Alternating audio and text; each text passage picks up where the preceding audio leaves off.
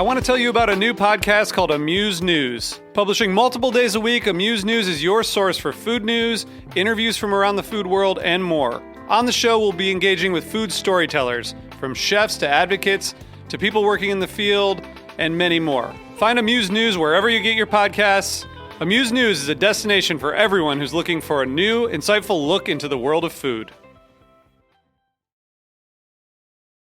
You're listening to Heritage Radio Network.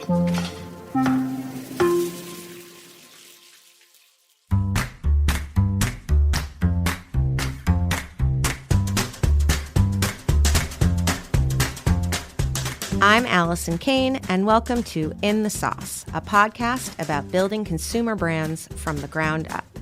I love doing this show because I get to interview everyone from production gurus to marketing and social media mavens, anyone who can guide me on this crazy journey. This is the story of building Haven's Kitchen sauces, but it's also the story of every growing brand because we're all in the sauce. Today, I'm speaking with Nicholas Neclaro, founder of Umli, the new classic cookie brand offering indulgent snacks that are actually good for you. Umli's cookies deliver real cookie taste with 3 times the protein, 3 times the fiber, and 40% less sugar than other cookie brands. Launched in 2021, it can be found online, on GoPuff, and on Amazon, and at retailers including Sprouts, The Fresh Market, Erewhon, Foxtrot, and Fresh & Co. Welcome, Nicholas. Thank you, Allie. Nice to chat with you today. Nice to chat with you too. I've been seeing these little packages of cookies kind of all over the place. So it's fun. It's fun watching things become ubiquitous, as they say. And so we're going to get into it and hear all about it. But I wanted to go a little bit back. I don't always do this with founders, but I do think that you have a really interesting story. And I know that you were, a pastry chef before, and your family has bakeries, and you also had this unhappy relationship with food. So maybe just tell me a little bit about you and what happened and kind of what the impetus for the company was. Yeah, for sure. By the way, I love Haven's Kitchen, and I am just I need to try the aioli as soon as possible. I'm not in the States right now, and I can't wait to try it. Yay! Thank you. I'll get you some when you get back. Cool.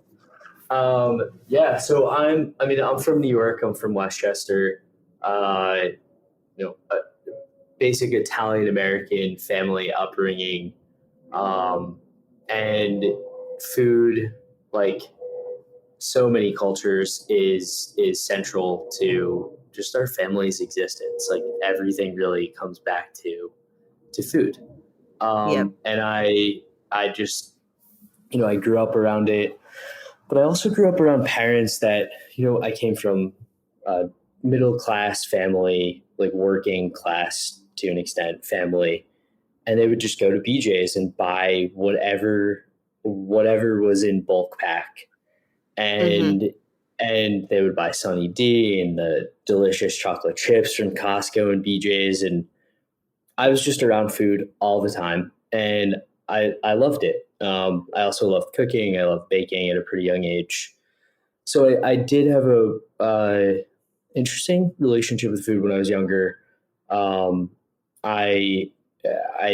ate a lot of sugar. I was pretty overweight, coping with some school bullying, things that a lot of kids go through. And I turned to food. Food was really like my refuge. It was comfort. It was peace. It was security. It was whatever loved me when I felt like no one else loved me. Right. Yeah. But I was baking all the time and cooking. So it was like this duality with food. And thankfully I had a super supportive family that provided like 10 years of therapy that helped me look at food in a new light and really understand it for what it is. And in my teens, I lost a lot of weight. That's really not the most important like component of this. I learned how to eat like Right. really good foods that are really good for you.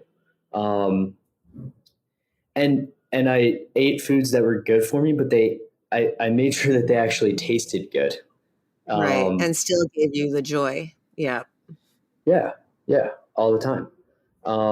And so I decided to go to cooking school actually, and worked on some lines as a line cook, and then moved over to pastry. And I really saw this as like an opportunity to channel what I went through with food into something really beautiful and art form. And I worked in Michelin restaurants and very nice places and made these very cool looking desserts. And I thought it was a challenge to be able to like make sugary foods, to be able to be strong enough to be around these foods. But then I realized, like, why am I feeding people sugar? Even though it's beautiful, it doesn't mean it's good for them. And is there a way to make foods that we all love taste really good and actually be good for you? But sort of like secretly good for you to an extent. And for Right. people that want it to be good for you, great. But for most people that just want what they love, like cakes, cookies, aiolis, whatever, just make it delicious and add in some health benefits. So I wanted to start this when I was 20. I didn't have the guts to do it at 20, needed to spend a few years around other entrepreneurs. And at 25, I started working on the formula for this. And it's like the typical story. I spent a year in like on someone's couch in a 400 square foot apartment, creating the recipe, teaching myself shelf life development. We finally got it out into the market. Yeah, it was fun. And my aunt invested, another angel investor, and really just the past 2 to 3 years, like the first year was just iterating on the product. And yeah, I made cookie brand that's actually delicious and good for you. And I think it's a gift to be able to bring one of the most beloved snacks back with sort of a refresh. Yeah. I want to ask a little bit about that first year. You know, I think a lot of what we're doing is racing against the clock in a way, right? Like however much we raise, whether it's angels putting in $75,000 or some of these VC backed companies raising $50 million, there's a clock that gets set.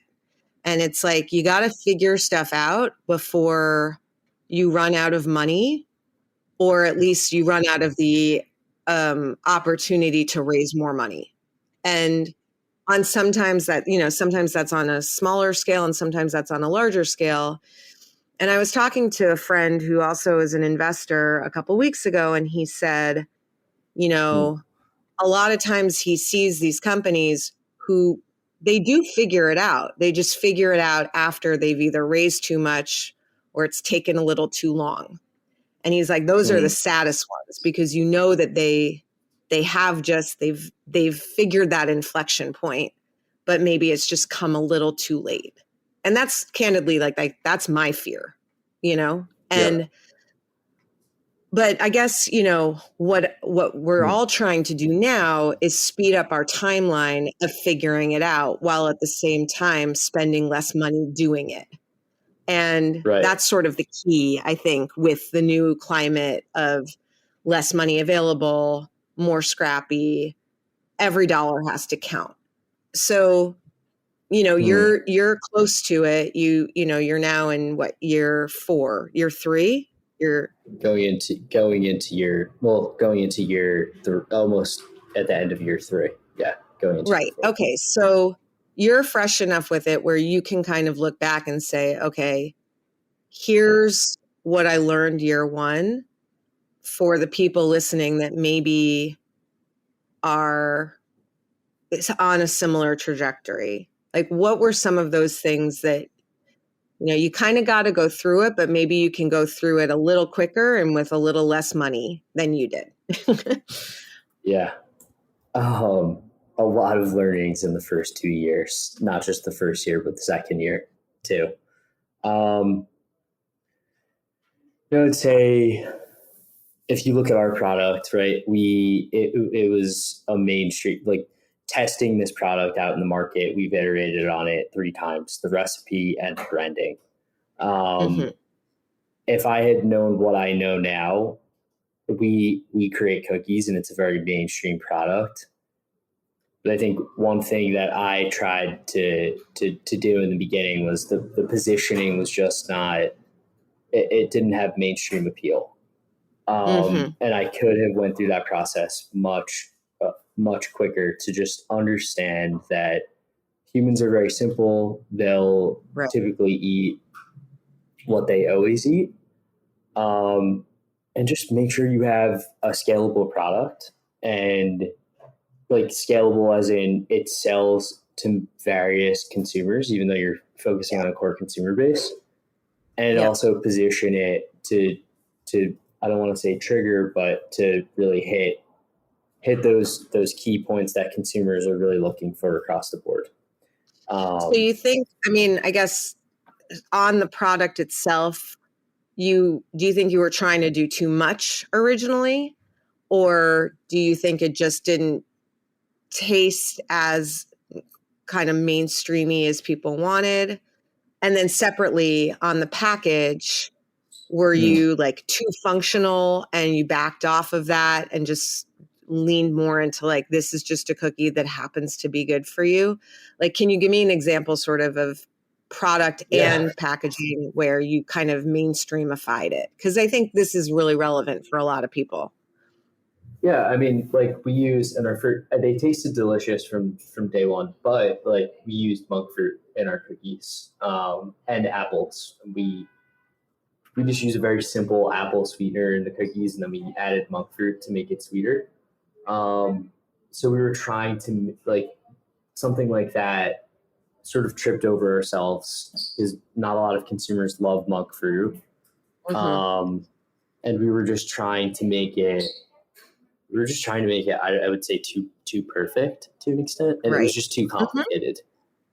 So we took that out. Within 6 months of launching, because we received feedback, and I'd like to say we adapted pretty quickly.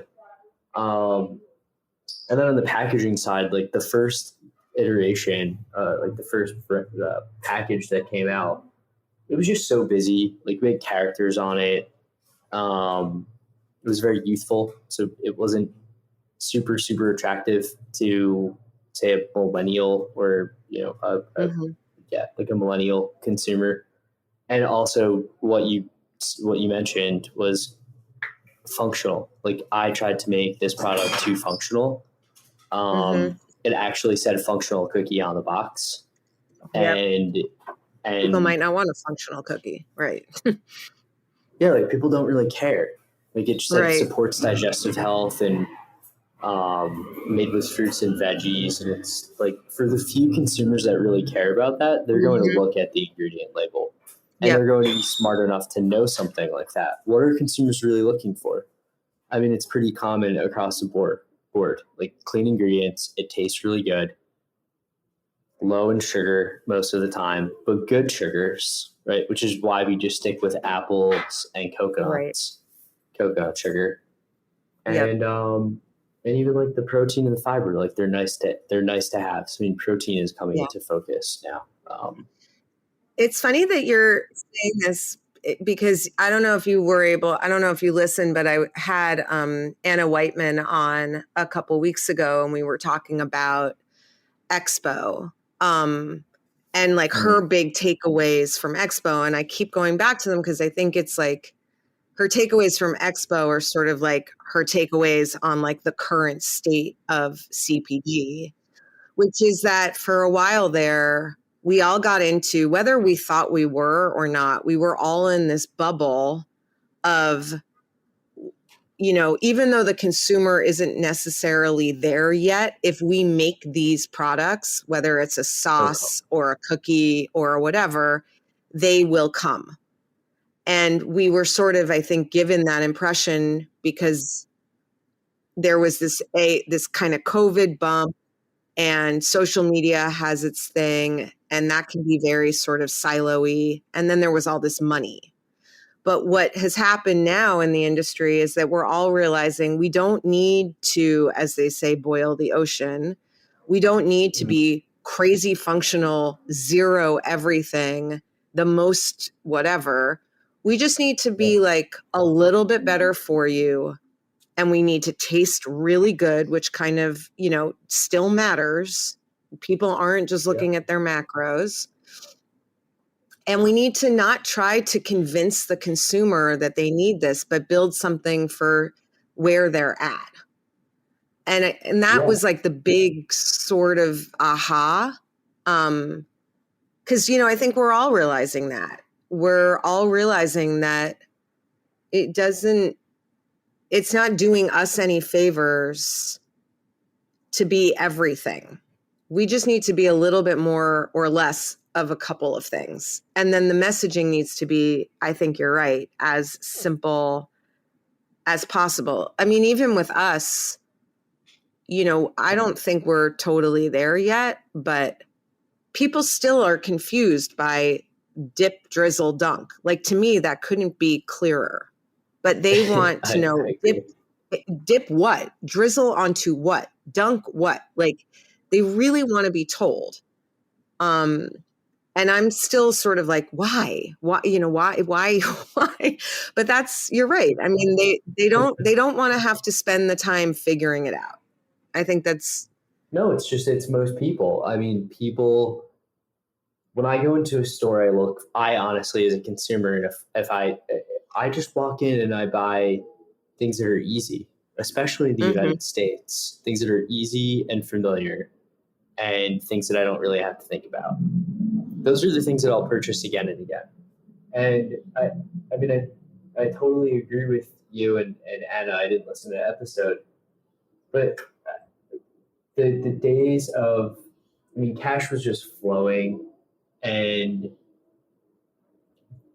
consumer companies were treated really like, this is what I've heard, and I'm sort of thinking this is true, like tech companies, just grow, no efficiencies. You can run cash flow negative for years while you're figuring things out. And like you don't need product market fit if you can just keep growing and finding more people to sell to cheap. That's the thing. Like how many people can you sell broccoli shots to? Right. I don't know. I really don't know. But I mean, we don't need that many products. We don't need that many products. Right. As sad as that is, it's like we all have really great ideas. But it's going. The question that you asked before, which is, how do we burn the least amount of cash possible, and at the same time you're dealing with this time crunch, because time is really of the essence in capturing consumers. I think it really does come down to, you need to be well capitalized. And if you don't, then it's really important to recognize what I've learned over the past couple of years, which is food brands and consumer brands, they if you don't have enough cash, you just need to grow really efficiently over a longer period of time, and ask yourself if you're committed to that. And be really clear with what investors you're bringing on too. Yep. And if you're committed to that, and you bring on investors that are, there with you, and you have something that has this mass appeal, and you can adapt really quickly, then great. I'm not sure everybody is really on board with the 10 to 15 year, 10 and 20 year horizon that a lot of these companies have to see real measurable success. Yeah. Unless you have $25 million. Right. And even, I mean, even if people are like, yeah, 10 or 15 years, that sounds fine. What I don't think they necessarily realize, when certainly what I didn't realize, is like growing efficiently over a long period of time means not doing a lot of the fun stuff, not building a team necessarily, right? No. Not being able to build a brand particularly well, not having, people help you figure out a lot of the stuff. Building, it's more of and I think a lot of people, and myself included, part of what keeps us in this business is the fun of building a team and doing marketing and designing brand things, and that's the stuff that doesn't happen when you're a team of two and you're just trying to make a product profitably. So it's not even just like the time commitment, it's almost like the lifestyle that you're going to have for the next several years. It's not the fun stuff, unless you really enjoy the other stuff, which a lot of founders maybe do, but not that many that I know. All right, we're going to take a quick break, and we're going to come back, and we're going to talk about capital efficiency, and we're going to talk about funding and what you're up to, because it's cool. We'll be right back. Cool.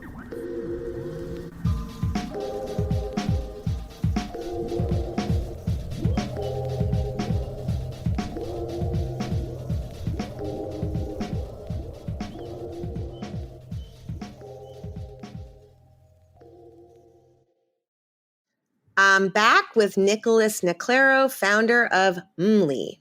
Okay, so I want to talk about your WeFunder campaign. I know that there's a little bit of a time crunch on that. I went to the page. It looks amazing, by the way. Everyone, you'll tell people where to go. First of all, congrats on all of the achievements, but even just the way that you put the information on there.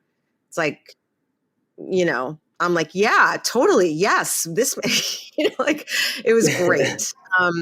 So obviously I want to talk about, why you decided to go with crowdfunding, what you've learned from the process, anything that you can sort of give to people thinking about that option, a couple takeaways, and then we'll get into the meat of it.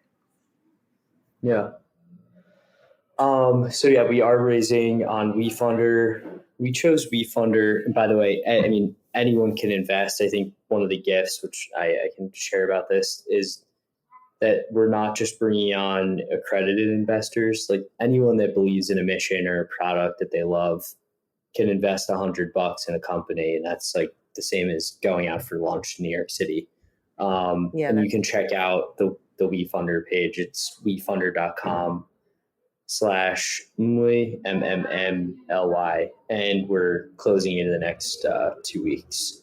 But it's been an awesome run. Like we've brought on some great people over the past couple of years, like the CFO of Oatly, Siggy from Siggy's Yogurt. We even brought on, I don't know how this happened, but a presidential candidate. It's just cool. It's cool to bring a community together. And I think, one, we chose WeFunder because we just reviewed WeFunder, Start Engine, and Republic, and this just really seemed like the best platform with the most traction and the most volume, and the most receptive team within WeFunder.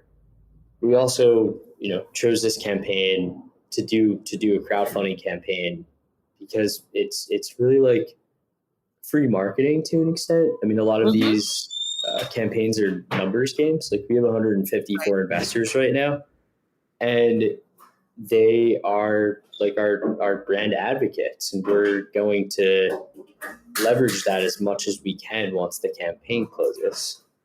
Right.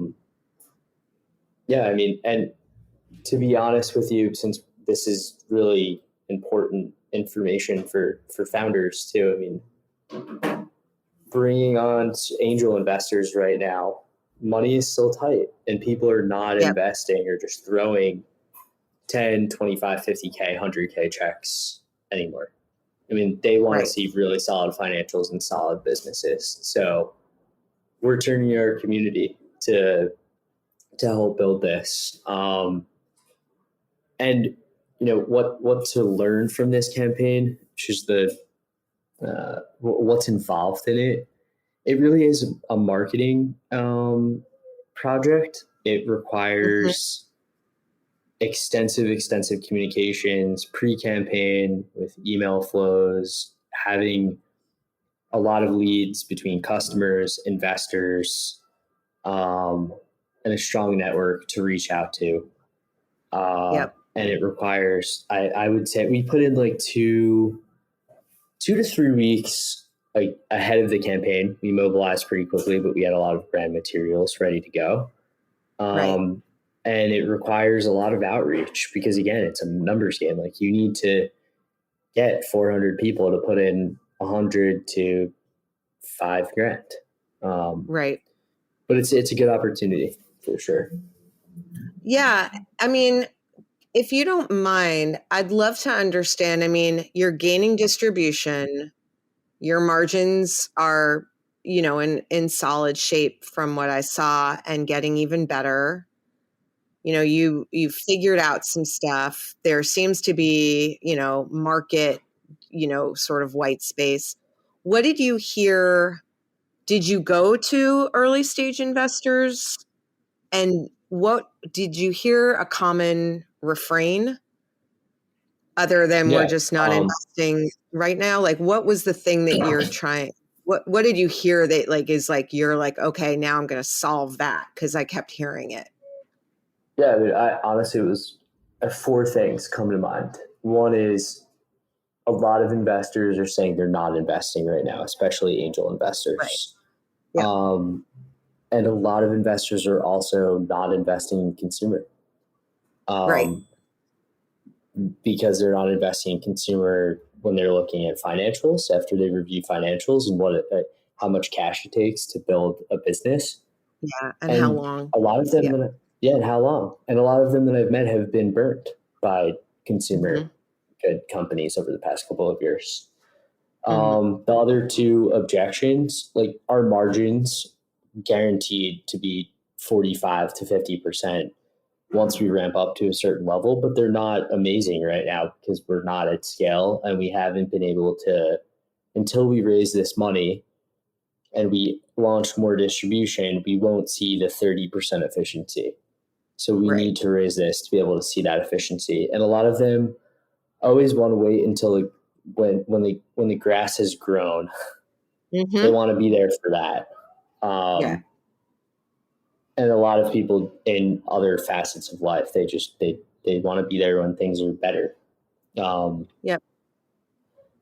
It's too risky, I guess. It's, you know, I remember at the beginning of the year, I wrote, so when we were selling our aiolis in, you know, we were trying to get them, you know, before our first production run, I obviously wanted to have like commitments from retailers. I needed to have customers, obviously, before I made it.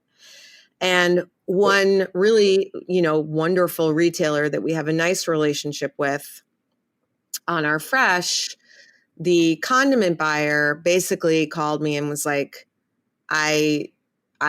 we know that you're a great, you know, partner. We love the brand. We like what you're doing. I tasted it. It tastes fantastic.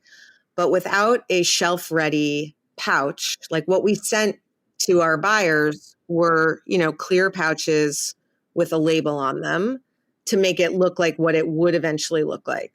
But we're like, this is not final shelf ready packaging. And she just was like, I can't take the risk until I see that. Like, I like it. I like you. I think it's a when, not an if, but I can't give you, you know, shelf space in this reset because I just simply can't take the risk. And it was like such a kind of moment for me because I was like, how I didn't really see it as risky. I was like, this is exactly what the product is going to taste like. We've made you an exact mock-up. But to her, it was like, how's it going to be in my refrigerator after I open it and use it for a couple of days? What's it going to, look like? Like, she had questions that she could not answer. And we had a really candid conversation about it, which, I really appreciated, because a few years ago, that would not have been the case. But because there are fewer resets, and because the dollars are tighter, and because the whole ecosystem is sort of under pressure, they're just not going to take risks. Will that loosen up again? Absolutely, because everything's cyclical. But I feel like more and more our jobs as founders is, investors don't want to risk, customers don't want to risk, consumers don't want to risk. Going back to your thing about messaging, the last thing a person buying food in a grocery store wants to do is buy something that they don't know what to do with and don't eat. It's like, our job as founders is to take the risk out for all of the stakeholders until things loosen up again. But the good news is that taking that risk out is always a good exercise for us, even when the cycle turns back around and people are, spending and investing and, loosened up. But I think this is a really good point. And, you're right. The problem for us is that there are not that many.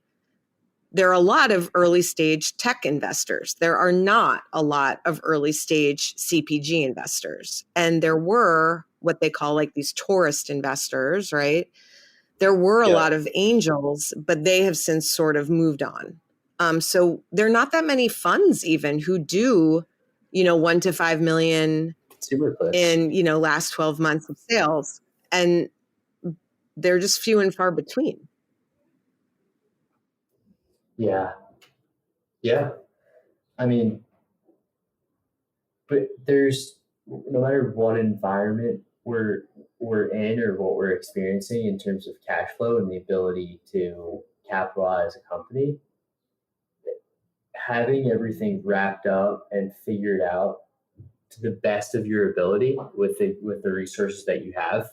I mean, margins, set up pre-existing contracts with your manufacturers. Yep. Just having the numbers right, having the product, having one product that is actually really good. And I mean, it's really interesting that, you worked with this person before, right? At one of these accounts? Well, no, I didn't work with her because we're in a different category at the grocery store. So this was, our fresh sauce. It was a proven brand within that store, though. Proven brand. Yep. It's like you have that baseline trust. But, again, and I think the reason why we even were able to have the conversation, and by the way, we're not probably going on those shelves for at least another year. Because I'm always like, is there an opportunity for this? And can we do that? And maybe you can try this. And probably not. But I still very much appreciate the relationship, obviously. And I appreciate the fact that she got on a call and, after giving us a no, which I was pretty surprised by, was able to have a conversation that I thought was really helpful and productive. But that's the circumstance we're in right now. And I think once we all sort of like wrap our heads around it, we've adjusted our frame as like, okay, I need to minimize risk for everyone else in the playing field with me. How do I do it? What can I do ahead of time to take any sort of doubt or risk out of these people's minds? And I think what you're saying about investors is like, it's going to be hard to get there. You're going to have a hard time making a product with 80%, product margin, either that's truly better for you, because you could do it with sugar and salt and, fat.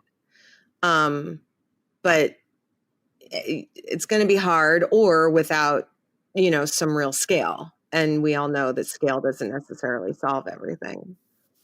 But No, going it back doesn't. to your sort of route to market, you are in a bunch of stores, you're going into a bunch of stores, but you also have, this little, I don't know if it's kind of food service or if what we call it, but you also have that, like the juice bars and the coffee shops, and maybe not necessarily, the big grocery stores with the slotting, but the places where you can kind of build that awareness, get yourself out there. And also they are buying cookies. Tell me a little bit if that was sort of coincidence, how you thought about that, if it is actually a good channel, if you like it or Um, so I mean, I we're venturing into that now, food service. I Mhm. learned by failure within the first 2 years. There are accounts that we're in right now. There are also accounts that want to take the brand national, and we'll likely say no to them because when we look at a 12-month P&L, and when I've had conversations with other founders that have put the same brand into that store and told me what they invested in that store, um, it just doesn't make sense with certain things. So we're being really, really choosy. Um, Mhm. and I'm even speaking with these other founders. We're just being choosy and cautious about what retail we open. Right. Um, because I'm seeing them pull back on marketing spend, and these retailers are just kicking them out of the accounts, even though they've been there for 3 Right. years. Mhm. So really what we're asking ourselves is, one, what needs the least amount of marketing dollars to actually drive a machine? Does it need any? Because if we go into Microsoft or Amazon corporate offices, that's just a volume play. Like the Yeah. margins are the margins, the markup is the markup. They're just buying cookies. We don't Yep. need to promo everything and buy into all of these marketing programs. Yeah. What will go direct? I mean, that's a little bit less likely to happen, but like with Juice Press and some of these juice accounts and fast casual accounts, we go direct, and it makes sense. And if we do Mm. go through a distributor, I mean, I'm taking advantage of the minority it's sort of the minority, but also the new emerging brand, like applying to competitions, but also being really strict about the contracts that we're signing and Mhm. what we're committing to opening too. Like, and Right. just looking at every single charge and estimating every single charge that we'll see. Can we spread out if we're opening up 4 distribution points of distribution? Can they agree to, which we've actually seen success with? Can they charge that over a year so that we're not seeing horrible trade spend over 1/4 of the year, because that hurts investment. Right. Um, Yep. and honestly, a lot of this it goes back to what we spoke about before, which is they're just longer cycles for everything. Mhm. Yep. They're just longer cycles. Like if you really want to get into the right accounts, you're going to have to say no a lot, and you're going to have to wait. And it might Yep. mean building the brand with 2 people, and Mm. you're growing a lot less quickly than you would have thought you would have been growing, and maybe you're working a consulting job like that. That's what it looks like. Yep. No, That's I really what it think, looks and like. that, and yeah, I think I agree. And that is the part, because I think it goes back to when you say, okay, this is going to take a long time and you're going to grow less exponentially. And, people are like, okay, that's fine. But when you say, and you're going to be doing it with one other person, maybe who's part time, and you're Right. also not going to be able to do any of the stuff that you see that looks like why you're attracted to this in the first place, Yep. it definitely does sort of take away. But I do like what needs the least amount of money to grow. And that's why I think probably every third episode I talk about velocity because even I'm literally sitting here staring at our pipeline right now. And, we've already paid to get on the shelf, whether it's a free fill or slotting or paid for the spot, at the DC, you've already paid. And once you've paid, the more that you can get from that spot, the better. That's where your best sales dollars are. And now, 100%. Of course, I'm thinking like, who wants an aioli in a pouch in a office cafeteria? Because I feel like now I got to go after that. Yeah. I want to hear a little bit more before we go. Obviously I'm not, this is not an investment. I feel like I have to do that thing where they do it, where like, we're not investment professionals and this isn't professional investment advice, but I would like, you to make your pitch, to anyone listening. There are a couple thousand people a week listening. So I don't know, maybe some of them invest. I have no idea. And like you said, it's only, you don't have to make a big one, but if, can you just make your little pitch as compelling as possible quickly, for anyone who's thinking about it or who wants to be supportive, and why? Yeah. Thanks for that opportunity. I mean, if you're someone that loves food, loves delicious food, namely cookies, and you see that there is an opportunity in the industry, which cookies is a $12 billion category, to really create something like similar to an Olipop or a Poppy in the cookie category, which is exactly what we're doing. You can support, a brand that is defining what the next generation of classic mainstream snacks can look like. They can taste delicious and they can actually be good for you. And people can access those foods and really enjoy and love what they eat. So if you want to invest in Mmli, invest on WeFunder. Minimum is $100. WeFunder.com/Mmli, MMMLY. And we'd love to have you. We have amazing investors. Check out the page. And we're changing food, and it's a gift. Awesome. And the page, again, even if you're not going to invest, it's like a masterclass in like a really well, you've got the brand there, you've got the business there, you've got the, sales, you've got the marketing, you've got the ops, you've got it all sort of like really nicely laid out, for folks to go take a look at. Yeah. And if anyone needs help, let me know. Amazing. Nicholas, thank you. Thanks for making time from Italy. And it's nice to meet you after all this time. We have a lot of mutual friends, and it is really fun watching you grow. So I'm wishing you all the absolute best, and I hope you crush this WeFunder. Same here, Ellie. Here to support you. Thank you. Oh, thanks. Armin, thank you for stepping in today. As always, it's so fun seeing you and talking to you, and your, the power that makes this whole thing happen. So appreciate it.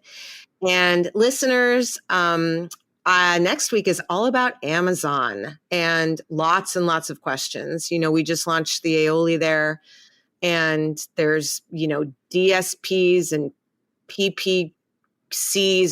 There's so many acronyms, and there's all these people freaking out about Seller Central and third-party things and yada, yada, yada. And so I want to work it out. And so next week I have an amazing guest coming on.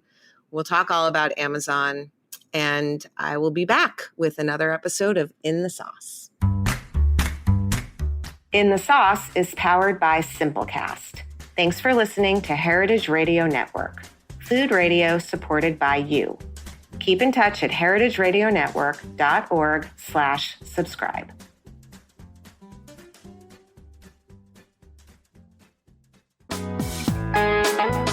Hey listeners, we're nearing the end of our 15th anniversary fundraising campaign, and we need your help to meet our goal.